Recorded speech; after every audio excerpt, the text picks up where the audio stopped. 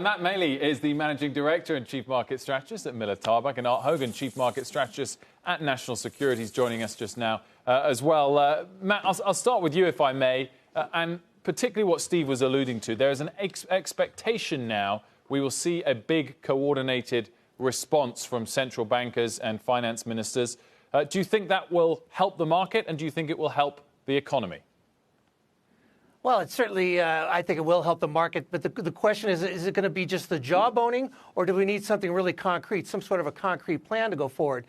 And the reason, we have to worry about that, of course, is that, every time that we see these corrections in the stock market, before we see a low put in that sometimes is tested several weeks later, there's usually a short-term bounce of 7 to 9% on an intraday basis. That's happened every single correction we've had over the last 10 years. And then that's followed by another lower low. So if we get that lower low, investors are going to be looking for something more concrete than just some jawboning from the central bankers. So we still, things are still in flux right now. Art, what do you make of the size and timing of today's bounce? Long overdue, right? So all last week we're looking for some catalyst that would say, okay, we're oversold. We certainly exited the week in the most oversold we've been in quite some time. So it didn't take much of a catalyst. And let's say the catalyst is the G7 coordinating, having a meeting tomorrow morning. The problem with that is oversold bounces don't tend to stick for very long. And I'm only saying that because the catalyst for the downdraft so far has been this COVID-19, and we're just getting new news globally as to how far that's going to reach and how much economic damage that's going to wreak. So my guess is, I agree with Matt, this is not a rally that you need to glom onto. I think it's one that you need to fade.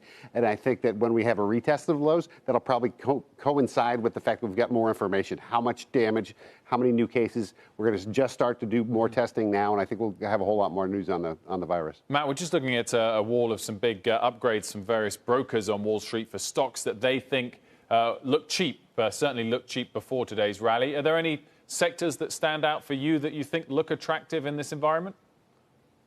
Well, I think Art talked about how we still don't have a lot of details, and we don't know when this thing is really going to start to subside. So there are some stocks out there that, boy, they look like they should be a great buy, and they've gone way too far to the downside, but they're also very risky bets. The obvious one would be thinking about like the airline stocks. I think right now you're in a situation with all that uncertainty out there that you have to look at the more stable stocks, the great companies that had just gotten a little overbought or a little overvalued on a short-term basis. Stocks like Apple and Microsoft, those are the ones there. And not only that, if we're wrong and this thing does last a little bit longer and the next decline goes to a much lower low, well, you're going to have more downside protection because these are great companies with great balance sheets. Those are the ones you really want to look at right now.